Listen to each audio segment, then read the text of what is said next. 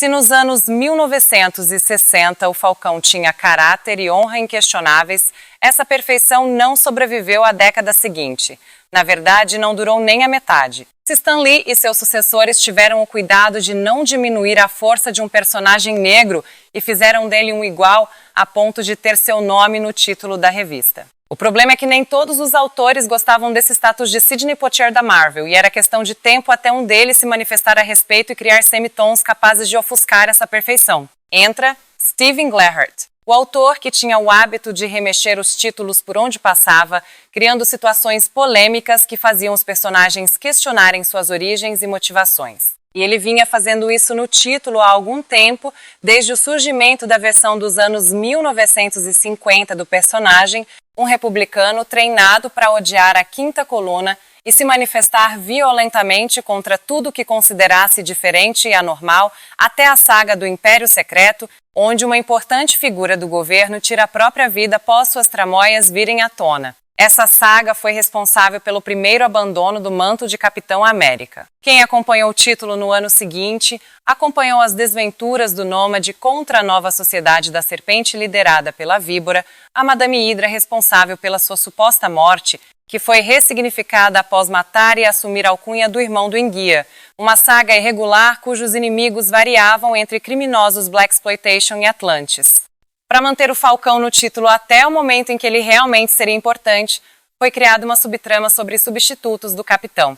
Nada tão grandioso quanto o que veríamos na década seguinte, ainda assim o embrião já estava lá. Os substitutos eram policiais e um garoto chamado Roscoe, que venceu o Falcão pelo cansaço e acabou sendo treinado por ele, criando uma inversão curiosa, onde um Capitão América despreparado era o parceiro do Falcão e não o contrário. Um detalhe importante, 1975 completavam 30 anos do arrasta do Bigodinho e o Caveira resolveu comemorar a época voltando às raízes. Numa ideia que seria repetida no Batman pouco tempo depois, o vilão ameaçou matar todos os que não cumprissem sua solicitação. Antes disso, ele exigiu enfrentar o verdadeiro Capitão América e, para provar que não estava brincando, não só mandou o substituto de Vasco, como deu uma surra tão grande em Wilson que ele só sobreviveu por pouco. Após o retorno forçado, Steve e Sam seguem numa corrida contra o tempo para impedir o impossível. Todas as tentativas acabavam com eles encontrando as vítimas transformadas em macabros esqueletos vermelhos. Impotentes e com a sensação de fracasso, eles são capturados pelos germânicos só para descobrir que não estavam sozinhos. O vilão também tinha catado Peggy Carter e Gabe Jones.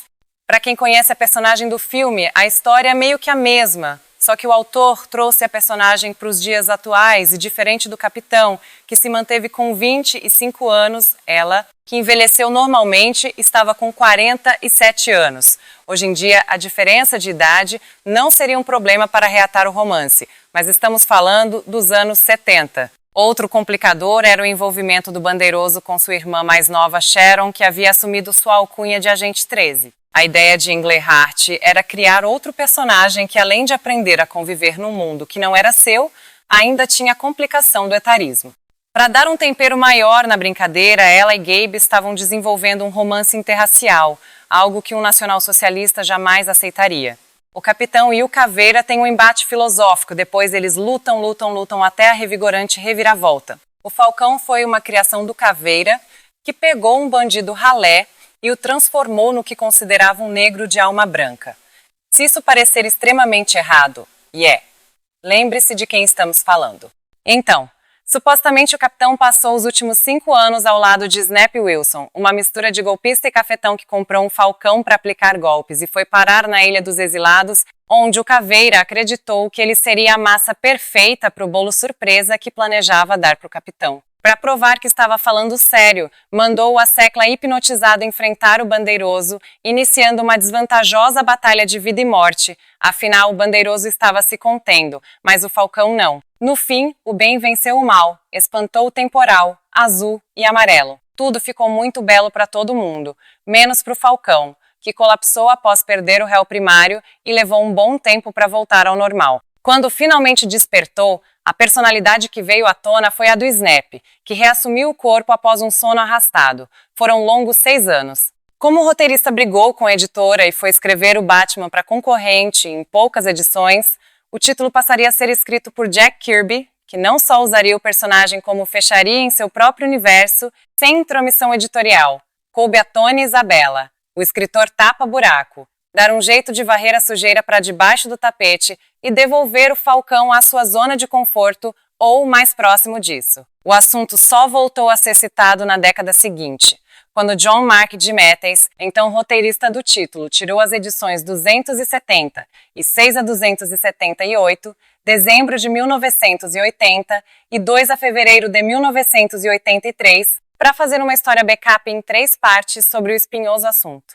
Na história desenhada por Mike Zeck, que era parceiro de DeMatteis na equipe criativa da revista, vemos Sam já aposentado da carreira heróica e concorrendo ao Senado e entrando em um colapso nervoso com a persona de Snap tentando voltar.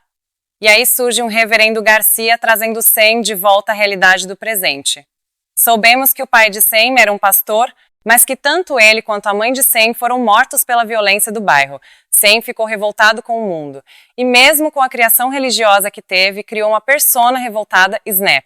O reverendo Garcia mostrou que Snap existiu, mas foi algo criado por Sam, e que o Caveira Vermelha havia liberado essa persona recalcada em seu inconsciente, e que ele não deveria se preocupar mais com isso, mesmo que não se pudesse apagar o passado. O problema é que o reverendo Garcia de verdade não estava em Nova York no momento que reverendo foi aquele que aconselhou Sam. Outra persona criada por sua mente fragmentada? Sim, DeMatteis deu a entender que ele imaginava coisas e que criou uma persona durona para sobreviver, mas também deixou bem claro que Sam chegado nos delírios, o que apesar de ter sido feito para dar um basta no assunto, deu ainda mais o que pensar. E a pergunta que não quer calar: quem é real e quem foi criado pelo Caveira? Snap ou Sam?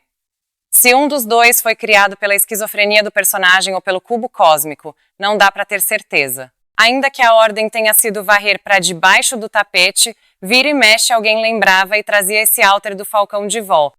Foi o que Christopher Priest fez ao trazer a persona de volta na série Captain Marvel, and Falcon 2004. O roteirista trouxe essa persona de volta como desculpa para deixar o personagem mais revoltado e, apesar de já ter sido julgado e absolvido, esse passado criminoso contribuiu para que fosse perseguido pela justiça. Em todo caso, a alteração não foi adiante. O que sempre foi um assunto varrido para baixo do tapete, precisou ser resolvido quando Wilson assumiu o manto de Capitão América. O símbolo máximo da esperança e do sonho de uma nação não poderia ter manchas nem nodas em seu passado, então coube a Rick Remender a árdua tarefa de resolver essa complicação de mais de 3 décadas para que o personagem pudesse voar pelos céus alvo e purificado. O roteirista Rick Remender foi quem veio com a solução óbvia para isso. Em All New Captain America número 3, março de 2015, ele revela que as lembranças e a personalidade de Snap Wilson não eram reais e que não passavam de manipulações do cubo cósmico. Supostamente, o Caveira Vermelha queria armar uma trama para que, posteriormente, o capitão fosse acusado de racismo. Até aí tudo bem, mas Sam não só foi julgado como perseguido por antigos parceiros que queriam evitar uma delação premiada. Na época, a cabeça dele chegou a ser posta a prêmio. Todos conheciam o segredinho sujo do Falcão. Fica a pergunta: acabou aí? Levando-se em conta que durante o evento Eixo, sua personalidade foi invertida e ele se tornou um republicano radical e que poucos anos após, o próprio Steve Rogers se tornou o Capitão Hydra graças a uma versão humanoide do artefato. É possível imaginar que isso foi reescrito, mas quanto tempo levará até que algum roteirista genial resolva desenterrar esses esqueletos no armário do personagem? Só o tempo dirá. Bem, chegou a hora de passar o chapéu. Não se esqueça de deixar seu like, comentar e indicar para seus amigos.